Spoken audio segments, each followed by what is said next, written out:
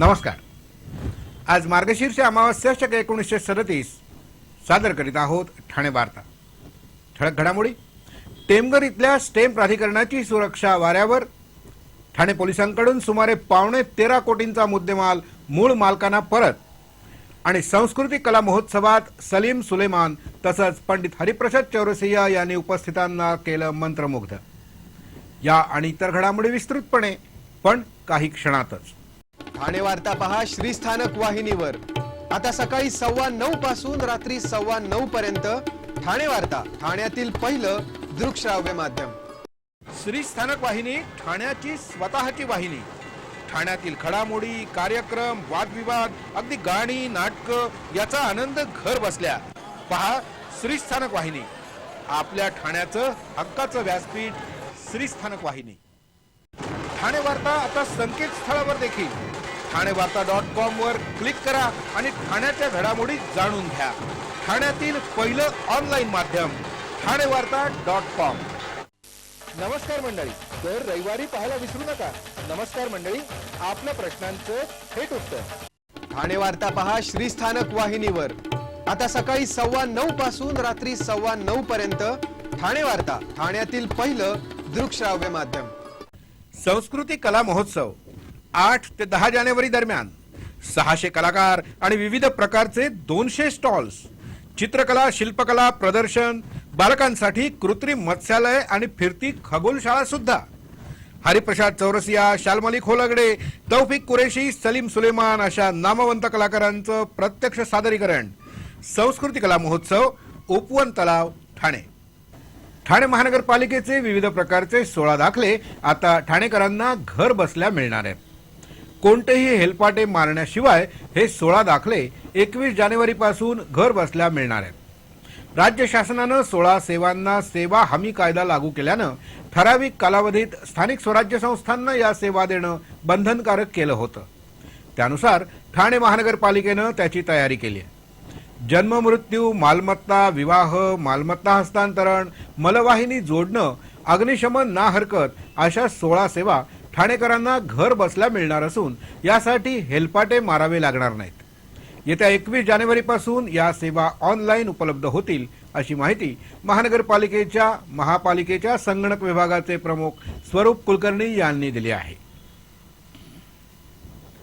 ठाणे महानगरपालिकेच्या टेमघर इथल्या स्टेम प्राधिकरणाची सुरक्षा धोक्यात आल्याचं उघड झालंय।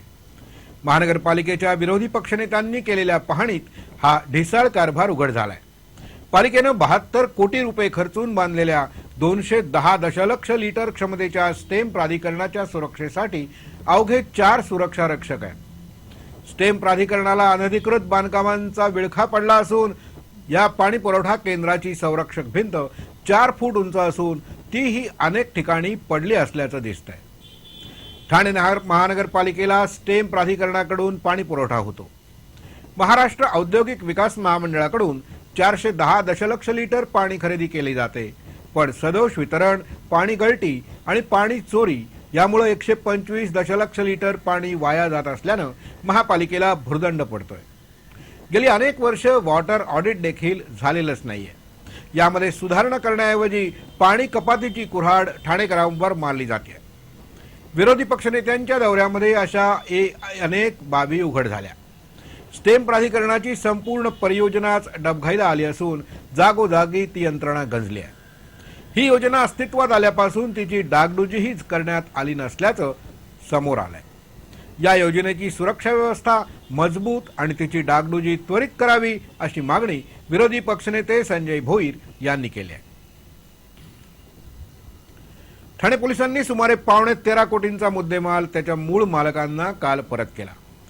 सहपोलीस आयुक्त व्ही लक्ष्मीनारायण यांच्या हस्ते हा मुद्देमाल मूळ मालकांना परत करण्यात आला। गेल्या वर्षभरात चोरीस गेलेल्या 16 कोटी 66 लाखांच्या मुद्देमालापैकी 13.25 कोटींचा मुद्देमाल हस्तगत करण्यात आला होता। ठाणे पोलीस मुख्यालयात गेल्या वर्षी सोनसाखळी चोरीच्या गुन्ह्यामधील 384 प्रकरणात 11 कोटी 33 लाखांचा ऐवज हस्तगत करण्यात आला होता। त्यातील 3 कोटी 80 लाखांचे 15 किलो 465 ग्रॅम सोन्याचे दागिने परत करण्यात आले। वाहन चोरीतील 729 तक्रारदारांना 7 कोटी 86 लाखांची वाहनं परत करण्यात आली। त्याचबरोबर इतर मालमत्तेविषयीच्या गुन्ह्यातील एकूण 168 तक्रारदारांना 1,10,00,000चा ऐवज परत करण्यात आला. एकूण 12,77,00,000चा मुद्देमाल परत केल्याची माहिती पोलिसांनी यावेळी दिली. रेझिंग डे सप्ताहांतर्गत हा मुद्देमाल अभिहस्तांतरण कार्यक्रम आयोजित करण्यात आला.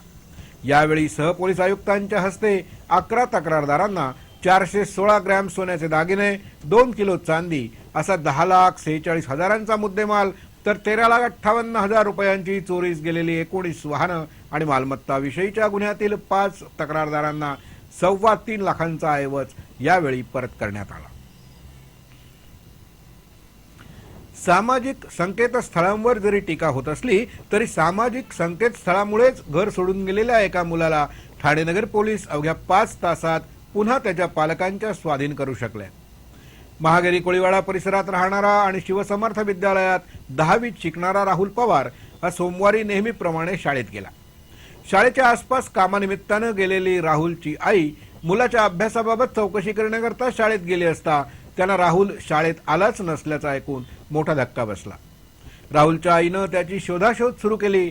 राहुलचे वडील हे आजारपणामुळे घरीच असतात तर आई घरकाम करून कुटुंबाचा उदरनिर्वाह कसाबसा करते. दिवसभराच्या शोधानंतर देखील राहुलचा काहीही थांगपत्ता न लागल्यानं अखेर ठाणे नगर पोलीस ठाण्यात त्याची तक्रार नोंदवण्यात आली. राहुलचा तपास पोलीस उपनिरीक्षक AP कड यांनी सुरू केला.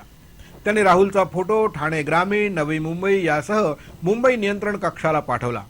तसंच सामाजिक संकेतस्थळावर देखील राहुलचं छायाचित्र झळकवलं आणि यातूनच पोलिसांना राहुलचा छडा लागला.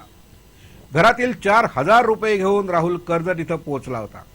व्हॉट्सअप, फेसबुकवर राहुलची माहिती झळकली होती. राहुलचा मामा रुपेश बोराडे याच्या बदलापूर इथल्या मित्रानं राहुलला बघितलं आणि त्याच्या मामाला कळवलं. त्यानुसार पोलीस आणि त्याच्या कुटुंबियांनी त्याला पुन्हा एकदा सुखरूप घरी परत आणलं. संस्कृती कला महोत्सव 8 ते 10 जानेवारी दरम्यान 600 कलाकार आणि विविध प्रकारचे 200 स्टॉल्स, चित्रकला, शिल्पकला प्रदर्शन, बालकांसाठी कृत्रिम मत्स्यालय आणि फिरती खगोलशाळा सुद्धा. हरिप्रसाद चौरसिया, शालमली खोलगडे, तौफिक कुरेशी, सलीम सुलेमान अशा नामवंत कलाकारांचं प्रत्यक्ष सादरीकरण. संस्कृती कला महोत्सव, उपवन तलाव, ठाणे. ठाणे वार्ता पहा श्रीस्थानक वाहिनीवर. आता सकाळी 9:15 पासून रात्री 9:15 पर्यंत ठाणे वार्ता, ठाण्यातील पहिलं दृकश्राव्य माध्यम.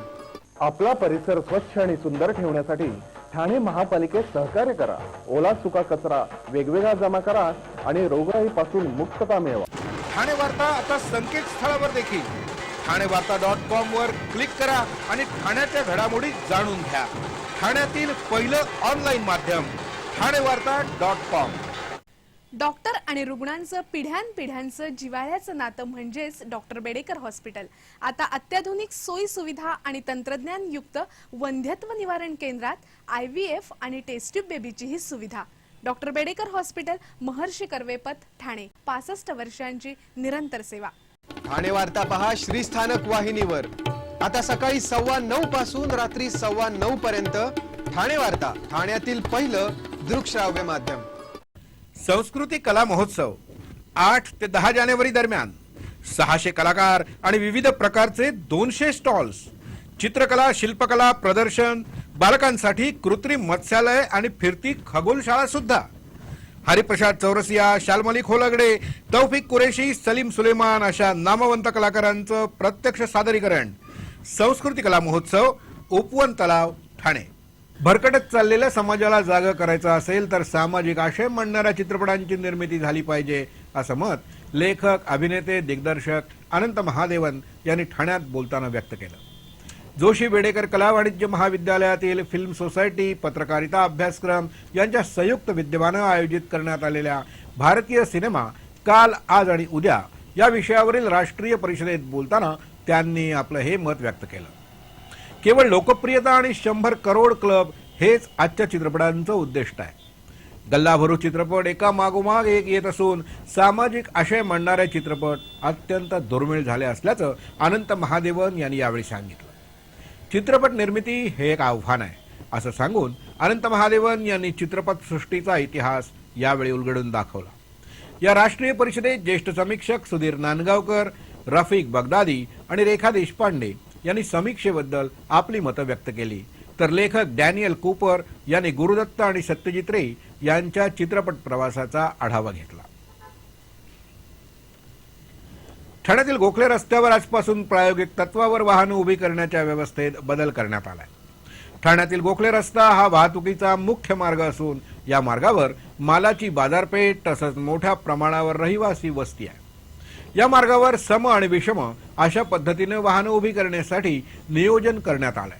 मात्र मुंबईला कामाला जाणारे नागरिक तसंच इतर लोक त्यांची वाहनं या मार्गावर दिवसभर उभी करून ठेवतात. यामुळं या रस्त्यावर राहणाऱ्या रहिवाशांना त्याचा मोठाच त्रास होतो. अनेकदा वाहतूक कोंडी देखील होते. सकाळच्या वेळी ठाणे रेल्वे स्थानकाकडे जाणाऱ्या वाहनांची एकच वर्दळ जास्त असते, तर संध्याकाळी रेल्वे स्थानकाकडून येणाऱ्या वाहनांची वर्दळ जास्त असते. अशा वेळी रहिवाशांची गैरसोय होऊ नये आणि वाहतूक देखील सुरळीत सुरू राहावी यासाठी सम विषम वाहनं उभी करण्याच्या पद्धतीमध्ये बदल करण्यात आलाय. ठाणे रेल्वे स्टेशनकडे जाणाऱ्या रस्त्यावर हायमास्ट ते टेलिफोन नाका या बाजूला सकाळी 7 ते दुपारी 3 आणि त्याच्या समोरील बाजूस रात्री 3 ते 12 वाहनं उभी करण्यात मुभा देण्यात आली. या नवीन प्रयोगाबाबत कोणाला हरकती असल्यास त्यांनी लेखी स्वरूपात वाहतूक शाखेच्या उपायुक्तांकडे त्या पाठवाव्यात असं आवाहन देखील वाहतूक शाखेनं यावेळी केलंय. राष्ट्रवादी युवक काँग्रेसच्या वतीनं आयोजित करण्यात आलेल्या राज्यस्तरीय कबड्डी सामन्यामध्ये पंच आणि खेळाडूंमध्ये वादावादी झाली. राष्ट्रवादी काँग्रेसचे अध्यक्ष शरद पवार यांच्या अमृत महोत्सवी वर्षानिमित्तानं या स्पर्धांचं आयोजन करण्यात आलंय. ठाण्यातील पोलीस परेड मैदानात आयोजित करण्यात आलेल्या या राज्यस्तरीय कबड्डी स्पर्धेचं उद्घाटन माजी मंत्री गणेश नाईक यांच्या हस्ते झालं. या स्पर्धेतील पंचानं मारलेल्या शिट्टीमुळे खेळाडू आणि पंचामध्ये ही वादावादी झाली. पोलीस मैदानावर खेळवल्या जात असलेल्या या स्पर्धेत एकाच मैदानावर 4 सामने होत आहेत. यापैकी एका सामन्यातील पंचानं मारलेल्या शिट्टीचा दुसऱ्या सामन्यातील खेळाडूंनी चुकीचा अर्थ घेतला. त्यावरून पंच आणि खेळाडूंमध्ये चांगलीच बाचाबाची झाली. अखेर पंचांचा निर्णय अंतिम असेल असं सांगितल्यानं संतप्त झालेल्या खेळाडूंनी सामना अर्धवट सोडून दिला.